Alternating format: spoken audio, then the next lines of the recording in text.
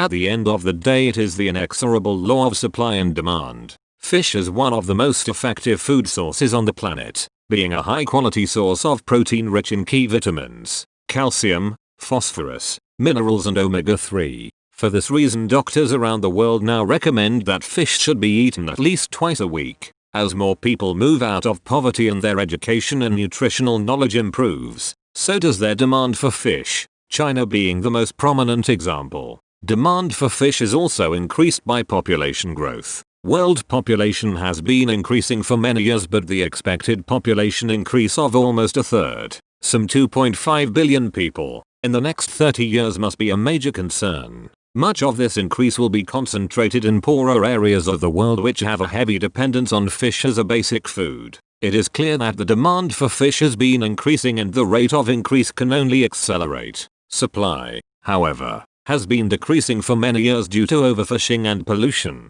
The extreme extent of this decline confirmed by recent World Wildlife Fund research. Some administrations, including Europe, have managed their stocks reasonably effectively and British waters are still prolific. Fish farming has offset the decline of wild fish only to a very limited extent, and only for a small number of species. But when demand increases more rapidly than supply, there can only be one outcome: shortages and rising prices. Some countries have already recognized this and are using their power aggressively and even with military support to secure both present and future supplies of fish. Chief among these is China, which has constructed artificial islands in the South China Sea in order to claim territorial waters which in some cases intrude on the existing territorial waters of other Southeast Asian countries. They have also sent vast fishing fleets to fish the boundaries of South American countries' waters and are even reputed to be buying Venezuela's waters in exchange for relief of some of Venezuela's debts to China.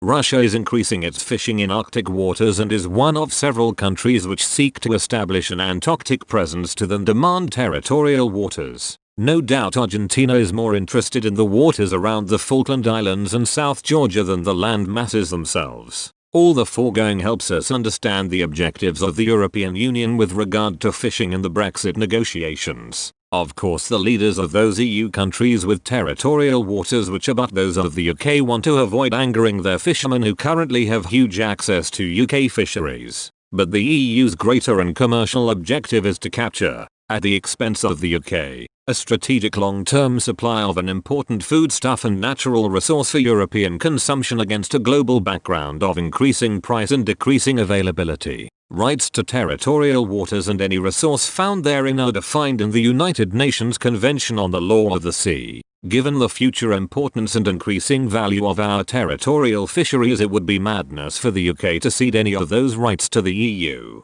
Only if a trade deal can be furthered by granting the EU some initial share which declines to near nothing over time, could such an approach perhaps be justified. If a deal cannot be done on those terms, no matter. French fishermen may threaten to prevent fish caught and landed by UK vessels from being exported to France, but we have a large home market. It will take time to rebuild our fishing fleets to properly exploit our waters, and if during that time our waters are underfished, then that will enable fish stocks to build. If restrictions on exports to Europe persist in the longer term, we will be able to sell into a rapidly expanding and valuable global market. To modify Kipling's poem Danajold, we will never pay anyone our fish, no matter how trifling the cost, for the end of that game is oppression and shame, and the nation that pays it is lost. And remember, once you pay the EU fish, you never get rid of the EU.